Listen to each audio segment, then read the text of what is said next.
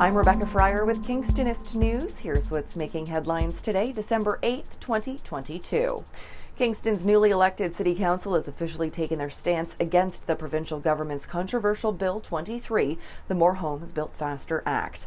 As we reported last week, the bill poses serious implications not for just the City of Kingston's budget, but for all municipalities across the province that rely on development charges to help fund local capital infrastructure projects. Now, under Bill 23, these municipalities are left scrambling to come up with other ways of recouping those essential dollars. Last night, Kingston City Council voted to send an official motion to the Government of Ontario demanding that the province step up and provide additional funding to those municipalities to cover these lost sources of income. Council's motion also addresses the potentially negative environmental impacts of Bill 23, which includes the reduction of parklands and the opening of formerly protected land in the Ontario Greenbelt for development.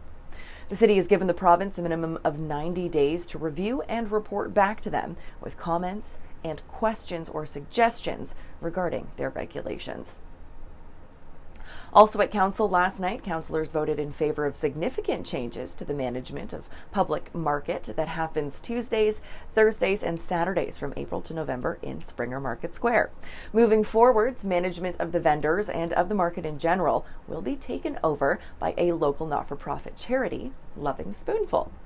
Among some of the changes proposed for next year's market season, the relaxation of some bylaws to allow, for example, vendors like chefs to provide samples to customers from food prepared right there in the square. So if you want to read more about this new partnership and how the charity plans to expand next year's market offerings, you can check out the full article right now at kingstonist.com. One person has now been arrested and charged with aggravated assault following an incident on the KMP Trail near Montreal Street in the early morning hours of December 7th. Around 4 a.m., police say two people were walking together along the trails when they were approached by the suspect, who was unknown to the victims at the time. Police say all three people then became involved in a verbal altercation that turned physical, with the suspect attacking the victims with an unconfirmed weapon, causing non-life-threatening injuries but requiring medical attention. Police did not say whether any of those involved in the incident were currently living at or near the encampment next to the Integrated Care Hub and the KMP Trail.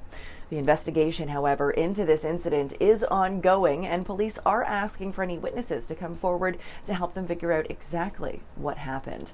A reminder that tips can be provided anonymously by simply calling the Kingston Police main line and asking to remain anonymous, or by calling Crime Stoppers at 1-800-222-TIPS. And after a 2-year hiatus, the Museum of Lennox and Addington's Tuesday Night at the Museum holiday event is back, and this year's theme is all about the solstice and the great outdoors. A Winter's Eve Light, an outdoor celebration of lights and nature, takes place on Tuesday, December 13th from 6 to 8 p.m. on the museum grounds. For 9 pre-pandemic years, the museum had celebrated the season with an indoor Christmas tree display, but this year they're taking the decorations outside with COVID precautions still in mind. This year's theme celebrates the beauty of light and nature and will feature hand-sculpted animals in the courtyard and other environmentally friendly decorations. And Northfire Circus has been hired to provide some live entertainment at an outdoor stage during the event, with 3 shows featuring fire hoop acrobatics, pyrotechnics, and live music on the docket. No pre-registration is required for the event, and it is free for all to attend. You can check out full details and start planning your trip to Napanee at kingstonist.com. For more on these stories and other headlines, or to submit your own news, visit kingstonist.com and become a subscriber today. I'm Rebecca Fryer. Have a great one, Kingston.